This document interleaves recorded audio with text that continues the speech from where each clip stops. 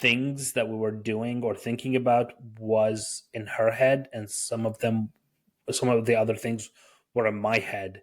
And then there were sticky notes here and there. There were three different apps, the calendar invites, different email accounts, notes, Notion pages, whatever you want to call it. And we're both product managers at the time, so like we tried a whole lot of different solutions. And like we even, this is going to sound super nerdy, we even like um, run sprints for our lives just to try to like control the chaos.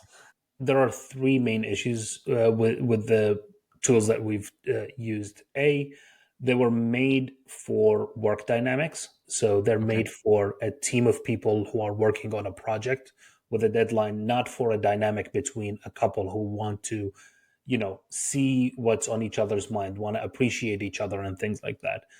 The second thing is there is the cold start problem. So you have to Mhm. put in a lot of effort to put your stuff in it. And the third one is how the way our brains operate is different than computers operate. So like we don't think in boxes, discrete boxes of like, I think I need to do a thing that has this title and is due at this time and has the tag this and fits in that box. We think I gotta pick up dry cleaning.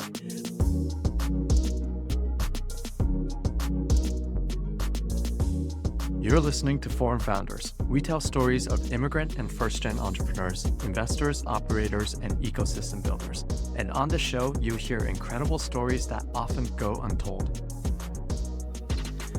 I'm really happy to have my friend Abdullah Ax Ali on Foreign Founders.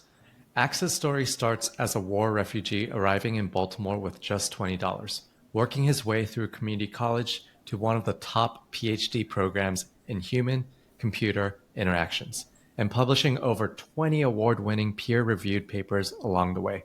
With stints at Microsoft, Apple, Amazon, and Built, he's now the co-founder of Third Brain. They're building for couples to do life better together. Welcome to the show, Ax. Thank you so much, Andy. Thank you for having me. I would love to get started with that little bit of intro I made about your origin story. Sure. So back in the late 80s, no, I'm just kidding. No, thank you so much for this very, very kind and humbling introduction that you just gave me. Yeah, like you said, I was born and raised in Baghdad in Iraq, and during because of the war in 2003, the country just stopped being safe. I was in my teen years, and there were a lot of uh, incidents, and one of them led to actually the death of one of my own close friends while I was with them. And to spare you the gory details, my family decided that we can no longer live there. So we moved to Jordan, in Amman, Jordan. I lived there for a couple of years, finished high school there, and sort of just to paint you a picture of like my background and my family. After finishing high school, I just couldn't go to college because I was living in Jordan sort of like illegally, and couldn't just go and continue my education. And I was feeling very bad about that because that would have I would have been the first person in my family to not go to college. Um, so it was a hard time. I spent my days working at a pizza shop slash internet cafe. That was in Amman. Yeah, that was a real business. It was half pizza shop, half internet cafe, and I was like managing it and giving people time on the computers and things like that. And then one day, out of the blue, we got a call from the United Nations, the UNHCR, and they said your case file has been picked up because we had registered for um, deportation protection. So if you went to the United Nations and said, "Hey, I'm seeking asylum. I cannot go back home. I fear for my life," they give you sort of protection against whichever country you're in, so they won't deport you back to your home country, with the hope of someday out of nowhere you get a phone call like we did, and they say, "Hey, you've been resettled at a country that is accepting refugees." And so that country could be Sweden, the UK. In our case, it happened to be the United States, which was a really interesting time in our lives. I mean, like my mom, it was my mom and my sister and me. My mom, who's living in this sort of neighboring foreign country, gets a phone call and says, "The country that just invaded and decimated your country is saying I'm welcoming you as a refugee." So she was like kind of hesitant to come to the States, um, because also she didn't know many people here. Um, so it was a tough decision, and I was like 18, 19 at the time, and we're like, well, it's better than wherever we're living right now. So we took the step. We hopped on a plane, arrived in Baltimore. Thank God, a childhood friend of our family was living in Baltimore, and he welcomed us into his home. We stayed there for like 6 months with him. And yeah, like you said in your intro, I just like walked into a community college. Shout out to CCBC Essex, and I said, "Hey, I want to go to college. What do I do? I want to go to med school, because if anybody from the Middle East is listening to this, everybody knows, or not just the Middle East, everybody from the Asia continent knows you got to be going to med school. I think every foreign founder started in med school." So they told me, walk into this room and take a placement test for your English skills and math skills. I took those placement tests, and they were like, okay, you are in algebra whatever 2 and English 101, so you're good to go. Um, and so I started taking classes there, and at the same time, I got a job at Johns Hopkins Hospital as a medical interpreter. So I would go in to an appointment, a English speaking care provider like a doctor or a nurse or something, and a patient who only speaks Arabic, and I would be the interpreter between the two of them. Um, and that job did two things for me that sort of changed my life trajectory. One, it showed me that I do not enjoy the life of a medical professional. The hours, the sort of repetitive nature of it, of like fixing something broken over and over and over again, even though you're like sort of healing people and healing the world and putting it together. Especially as a war survivor, I thought that was supposed to be my calling. um, but also, I found myself going again and again to like routine um, appointments and translating the same thing over and over. So doctors do their rounds and they come in and they ask like the same five questions. And during that time, The Social Network had come out, the movie The Social Network.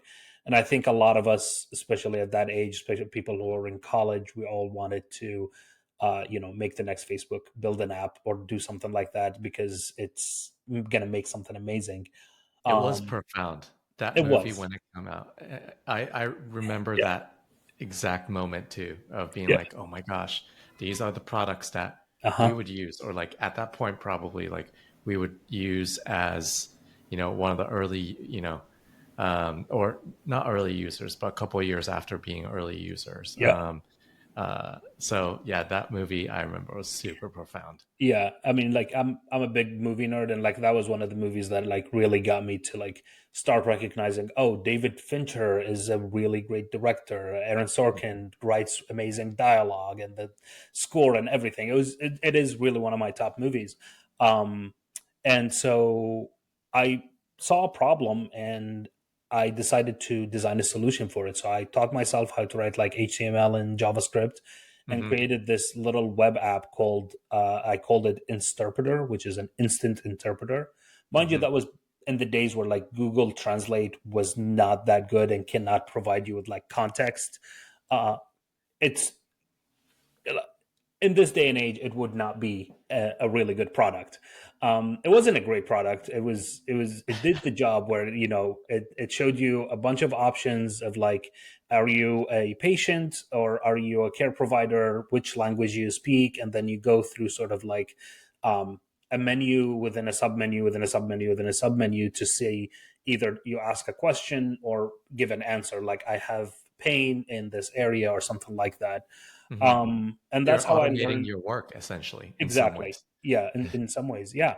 And that was the first thing that I sort of created as a piece of technology, and I realized that the power of technology is so much greater, and that I remember sort of like, in college you get really philosophical and think life is sort of very poetic, and it's like I remember thinking like, I can become a doctor and sort of heal the world one stitch at a time, or I can make a piece of technology that can touch the life of millions. Yeah. So I decided to switch sort of my direction, and walked in, started taking computer science classes in college, and I got to go into a research lab. I started doing research in sort of the accessibility realm. So we were looking at things like, how can you create a self-adapting user interface for people with tremors or like have Parkinson's.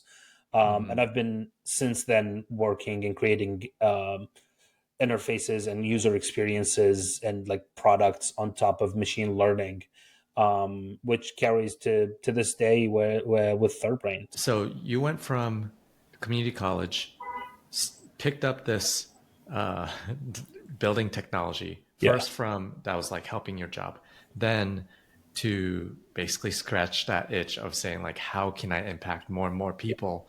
Um, what what made you what captivated you from going from college to then pursuing a PhD level on human computer interaction? Yeah, that's sort of the other part of what that first interpreter program that I made did, is I showed it to one of my professors, because I was like, "Hey, I made a thing. Nobody's using it." Because I like, that was like also one of my first lessons in entrepreneurship, was like, just because you build a thing doesn't mean people are going to use it. Like, yeah, it's still very hard to implement. So, still a lesson that we learn every day. But yeah, I showed it to one of my professors, and she, you have people in your career who have made a big impact on it, and Dr. Hurst, she made a huge impact on me. By She said, "Come to my lab. I've got PhDs, doing research." And at that time, I was like, not even entertaining the possibility of going to grad school. Also, I didn't have the best grades. Like, you say I have like a PhD and things like that. Like, my GPA was barely over 3.0. I was not like a straight A student, or by any means, but I started going to that research lab, and got introduced to the concept of like, you can get paid for your thinking, for your intelligence, and that really sounded great. So I started showing up at that lab, and they started giving me works like, "Hey, help us out with this research paper," and really understood like the process of making a hypothesis and answering it in a scientific way, in a way that has rules, where you make an assumption, and then you put in variables and you don't change them, and really that scientific process, and then you actually distill all that result, submit it to a blind peer review committee, and then they decide the validity of that scientific contribution that you've made, and that you're furthering the human knowledge with this work. And it was just really, really wonderful thing to be a part of. And so I wanted to do more. So I started going to my first master's degree at UMBC. And I was lucky enough to get a National Science Foundation fellowship, so that paid for my education. And throughout that experience, I ended up publishing a couple more papers, and Can I I ask you about the papers? oh yeah, absolutely. So you Yeah. have 20 peer-reviewed papers. Yes. Do you remember which one was the most fascinating paper for you? Oh, the most fascinating. So the most fascinating. There are a few. The first one I wrote actually won a Best Paper award, and I didn't write it myself. Like I was one of the co-authors, and that's like how academia works. It's basically we were looking at online repositories of 3D models, and we were looking at which one of these 3D models were actually a form of an assistive technology. So, like, is this um, a self-printed, very accessible file that you can adjust to be a hand. If you Mhm. are somebody who is an amputee, is this something that helps with Parkinson's to to cook and chop off your vegetables? And so we interviewed the designers behind those artifacts and things like that. So that was one. Another one was actually because I had a fellowship, I was able to like go and collaborate with other people. So I went to Carnegie Mellon University in Pittsburgh, and together we created this game that detects dyslexia using AI. So we Okay. took some research on like what are the types of reading mistakes that people with dyslexia make. So they would confuse Q and P together, and then we created this game around it where you like we show you a grid where there are all Q's but there's one P, and Hmm. depending on like how fast you recognize that P, we would put all of your like 24 different dimensions into a machine learning algorithm to detect, to basically evaluate, are you performing in the same way a person with dyslexia would perform or Hmm. not. And like we got like above 90% accuracy with that. um the project is still alive. Actually, it's called Detective with a Y. I came up with Okay. the name. One of the Yeah. biggest contributions that I made, besides writing the That code to all warranted the your front name end. on the paper. Yeah. It's still alive. It's called. There is a nonprofit organization called Change Dyslexia that the scientists I work with still run it. They've helped about 500,000 kids detect dyslexia for free. So that's amazing. And then in my PhD, I actually was researching how do you design technologies in a way that's more inclusive of people, regardless of their abilities, whether it's physical or mental, or where they're from. Because part of the reason why I started doing accessibility research is because I recognized the power of technology, but Hmm. then being unable to use that technology because of where you were born, like me, or because you have a different, you are differently abled than the designers of the technology, Hmm. seemed unfair. So my thesis in my PhD was called distributed interaction design, where I created an entire like research methodology and built a platform that allows designers and researchers to um, co-design new technologies like voice activated assistants or VR headsets or whatever, of like Yeah. how people would want to interact with this new technology, but it's all run in a distributed manner, and like it's all run online. So you can be in a research facility in Seattle, Washington, and then have people in Australia or in rural China or whatever participate and give you input in how they would interact with that piece of technology that you're designing. Hmm. And one of the cool papers that we wrote is we took a bunch of college kids and we asked them about their perceptions of current day computer iconography. So basically, we showed them a floppy disk and we were like, "What do you think this is?" And they're like, "Oh, What that's does the it save do? icon." And we're like, no, no, no, not the icon, this object in it. And I still remember one of the kids that we interviewed said, it's a fridge.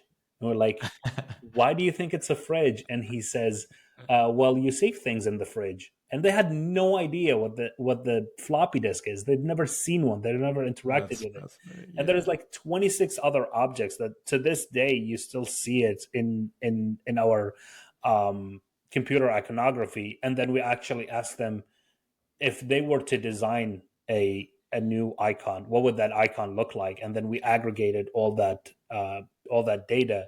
And the way we aggregated that was part of the platform that I built, where if you have a set of data that is like you cannot tell how closely related or different its objects are. So, Hmm. like a bunch of sketches for icons, or like a bunch of mid-air gestures that you would use to interact with, like the Vision Pro, for example. What we did is we created this entire platform where you put that set of data, and people online, usually like Mechanical Turk or like online workers, would vote on how they think these things are similar or not similar. So you get like this human subjectivity of it. And then the results of their voting, we would put that through a machine learning algorithm that clusters those things into groups.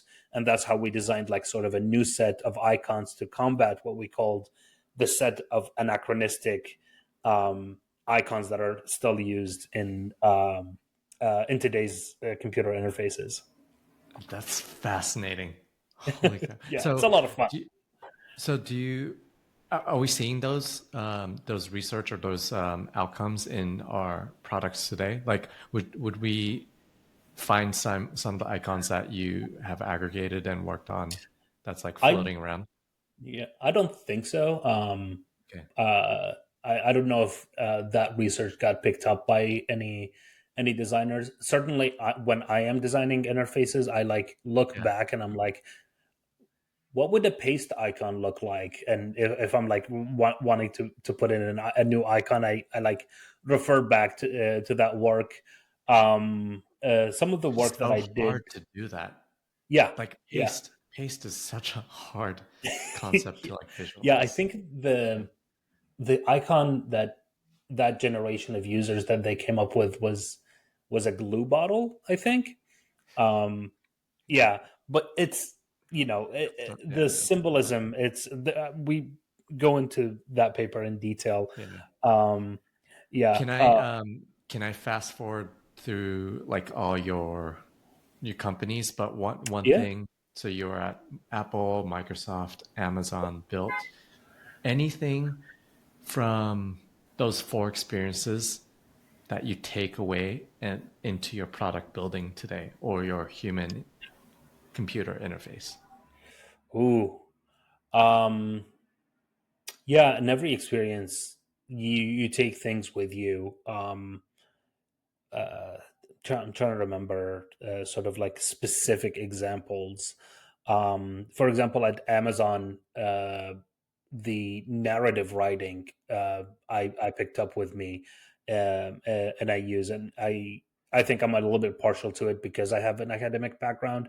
But like being able to like write about a product or a project or something like that, depending on how big the project, you can either write a one pager or a six pager, and like you have to like fit everything in it, and being able to like write that concisely to communicate has been something that I've always um, sort of carried with me. And when I start thinking about a new project, I think in terms of like, okay, if I were to write a press release about that, like I did write a release in the early days of Third Brain. I was like, okay, this is the formula of how you write a press release that I picked up from Amazon. Yeah, yeah, that was definitely one thing. I love it. So let's talk about Third Brain. What is it? How did you come up with it? Yeah, Third Brain is a AI powered couples organizer that helps couples stay on top of the logistics of day to day life, from calendar events, to do lists, and notes for all the important things in your life, all centralized in a single place. And we came up with the idea for Third Brain a couple of years ago, and even the name. It was 2021, and we were both moving from Seattle to New York. it was mid-pandemic. We were both starting new jobs and planning weddings. I say weddings because we threw small parties instead of one big wedding. So my wife and I decided to do that, and it was kind of it was a cute idea in theory, but in practice, it was a lot of work. And because of that amount of work that we were doing, we found ourselves to be very, very overwhelmed. And the main problem that we were having is that some of the things that we were doing or thinking about was in her head, and some of the other things were in my head. And then there were sticky notes here and there. There were three different apps, the calendar invites, different email accounts, notes, Notion pages, whatever you want to call it. And we're both product managers at the time, so like we tried a whole lot of different solutions. And like we even, this is going to sound super nerdy, we even like run um, we run sprints for our lives just to try to like control the chaos. And we were Dude, like, that is we a product manager couple right there. yeah, yeah. um and we were like, we wish there was sort of like one cohesive space that was smart enough to like understand us both, kind of like a third brain. Mhm, um and we like did a little bit of like a whiteboard exercise together, ideating what that looks like. But we didn't really see a way to make it come true. mhm, And we were both.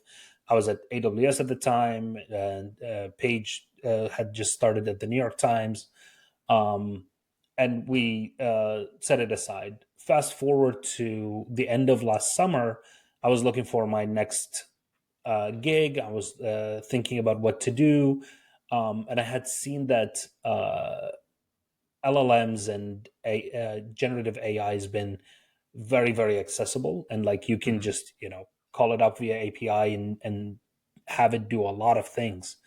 mhm, And so I thought about, what if we were to pick up Third Brain again, and sort of the catalyst or like the first feature that we thought of that could capitalize on Gen AI to help with the problem of the disorganization and the information that are between a couple to run a household, is mhm. how do you easily capture and organize the stuff that are in your head in a very easy way. Because a lot of the productivity apps that are out there, especially things like Notion, I feel like the majority of the time you spend working on these apps or working with these apps is maintaining them and inputting things in them and changing the organizational structure of it, and like a lot of like meta work that happens. Yeah. So we decided to make it utilize Gen AI to like make it as easy as possible to input things into the app and have it be organized. So the So can I first, summarize that, Ax? yeah, So sure, you're saying any of the existing solution, like the Frankensteins that you did with like yeah, Calendar, Notion, or even like there's probably some different products that try to address this issue of like communication and task management between couples. You're saying, correct me if I'm wrong, um, that those didn't work because for it to be useful, it had to be like you had to put a lot of effort yeah, into yeah, like documenting, organizing, all that yeah, stuff. yeah, yeah. So it's sort of like there are three main issues with the tools that we've used. A, they were made for work dynamics, so they're made for a team of people who are working on a project with a deadline, not for a dynamic between a couple who want to, see what's on each other's mind, want to appreciate each other, and things like that. The second thing is there is the cold start problem. So you have to put in a lot of effort to put your stuff in it. And the third one is how the way our brains operate is different than computers operate. So like we don't think in boxes, discrete boxes of like, I think I need to do a thing that has this title and is due at this time and has the tag this and fits in that box. we think I got to pick up dry cleaning. So the way we sort of started approaching and addressing this problem is we built the first feature, which was brain dump. So basically, we're like, hey, here is an empty text box. You can type, or you can even speak it, whatever is on your mind. Just brain dump and download all the stuff that are in your head. Hit done, go about your day. And then in the background, what we did is we're using like a large language model to sift through everything based on like your previous things, based on the spaces you've created in the app, your partner's name, all of those things. It takes it into account. And then it starts being like, oh, okay, this is a thing that your partner needs to do that relates to this particular area of your life. Like, okay, so Paige needs to do this thing, and I'm going to put it on this deadline and organize it under kitchen, for example, or under work. So that was like the first thing that we started doing with Third Brain, and from there we started layering on a lot of other really cool things. Like, if you one of the other things of like that I usually hate in to do apps is if you leave it for like a week, you come back and there's just like this wall of red that's like overdue, overdue, overdue, overdue, and then you got to go through it and whatever. And so one of the things that we did is like, okay, we even called it like Bo Magic. Bo is like the cartoon character that we created in the Okay. app. It's a Um, mascot. yeah, it's the mascot, and you just hit Bo Magic, and what it's gonna do is gonna look at your calendar and your all the events and tasks that you need to do over the next 10 days or so, and Mhm. find times where there isn't any conflict and slot everything that is overdue into it. And it's because it's again an LLM, it's smart enough to know that, oh, this is a thing that you do daily, then it's got to be that you didn't do 3 days ago, it's going to be due today, that you got to get on that. Right. Take out the trash, it was last Tuesday, okay, you didn't complete it, so it's going to be due next Tuesday, So your and house so on. smells. Yeah, exactly. Yeah, From building this, building Third Brain, yeah. what's what's a behavior between couples that you've seen that was like a complete surprise for you, Hmm. either between you and your co-founder Paige, and co-founder slash wife Yeah, Paige, and or like other couples on the platform? yeah. So when you go in starting from your own assumptions, you build the product in a way, but then once you start talking to your users, which you absolutely should be doing, you realize priorities are different. So the first iteration of the app, as soon as you opened the app, you were like in brain dump mode. I was like, oh, okay, that's what I need to do. I go into the app to brain dump my thoughts, and we found that that's not the most prevalent use case. Instead, the biggest pain that because like we didn't ask our that's a terrible thing if for any founders or product people to ask your users what do you want this thing to do. That's not their job. Your job is to ask them what is a pain point and then design for to solve that pain point. The biggest pain point we saw is that it was the lack of visibility of like that was causing the tension between couples. And actually there's a lot of research. I think it was from the Pew Research. It's like disagreement about like the smaller things in life is like the third leading cause for divorces. So it is like a huge issue, and we found that because one partner is doing a lot of things and the other partner might also be doing a lot of things, this lack of visibility into each other's things and lack of appreciation is causing a lot of tension. So from that insight, we actually adjusted the design of like now when you open the app, you see sort of a recap of your partner. What are notes that your partner has been writing? What things that they have completed?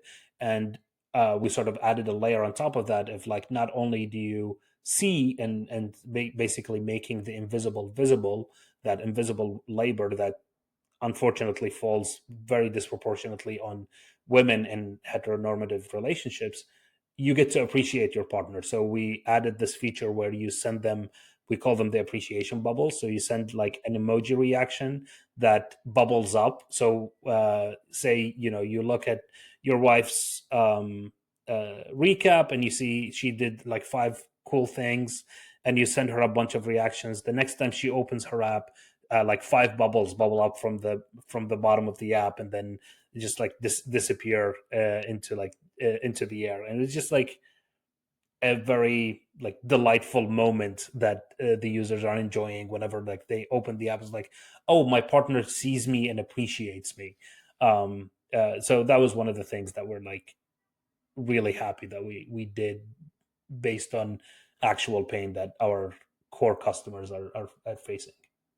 Yeah, it almost like this third brain normalizes the level of like communication between Yeah, couples. If they have different style of like how they receive it, this basically takes it all in and normalizes it. And so yeah, it's understandable. yeah. I described it as a organizer. It is a communication medium for the mundane things in life Hmm. to inject some joy back into it, and like, so you can put your phone away and then enjoy an actual conversation with your partner, and have and make brain space for like the fun things in life, rather than be like, oh, did you pick up the dry cleaning? Did Yeah, you get milk? Did you what was the name of this thing? Those annoying conversations can be outsourced literally oh, to a third yeah, brain. totally.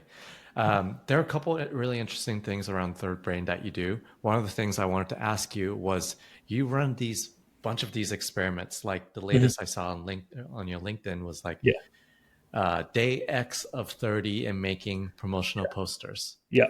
Why do you do that? That's just me learning in public how to market. I am not a marketer. I don't know how to do sales, and that's sort of the going back to my origin story of like the lesson I learned of like, just because you build something doesn't mean people are gonna use it. So I'm just out here. We're experimenting with different ways of like getting the word out. We're, Yeah. I think, gonna start next month doing some live workshops.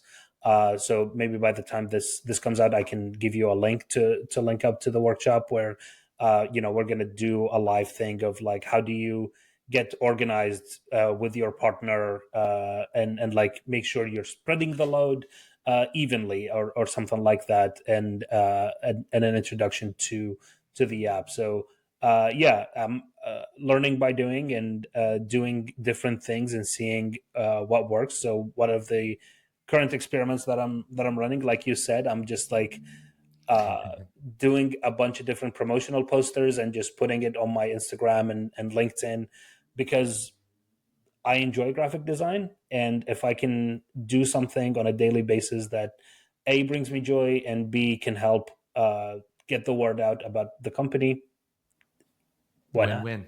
Yeah. Plus, your design's really good. Oh, I thank you so even the much. product design, Yeah. the graphic design, Thank you. Thank you. it's top for sure. Yeah. Um, because I have you here, and I'm going to say it again, you have the PhD level of human computer interaction.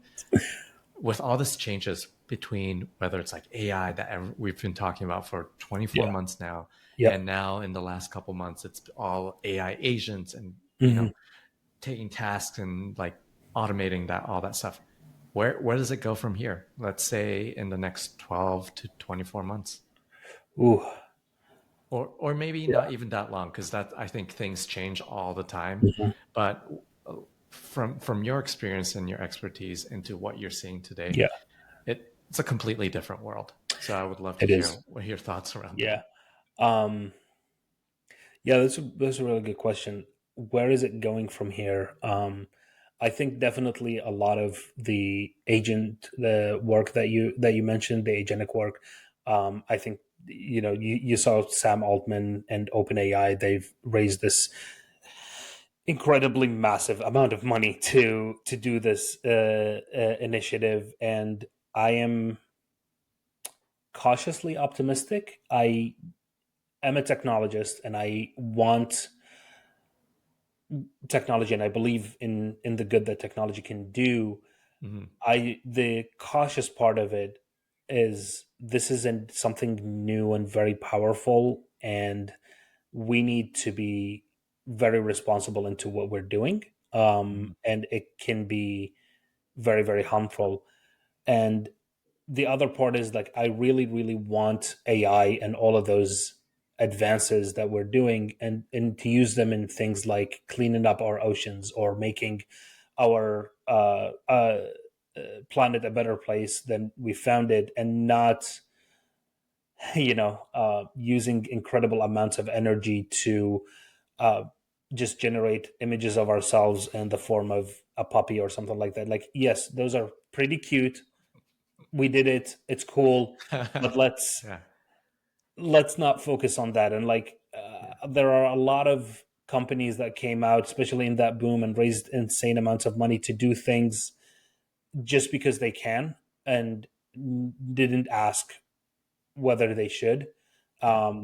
I'm not trying to be a pessimist here, or I'm not going to go into a different Christopher Nolan movie with Oppenheimer, but on a happier note, I think we have a lot of really cool possibilities that we can use these automation machines. That's really what they do. That's the best thing that they do, is that they make processes a lot more efficient.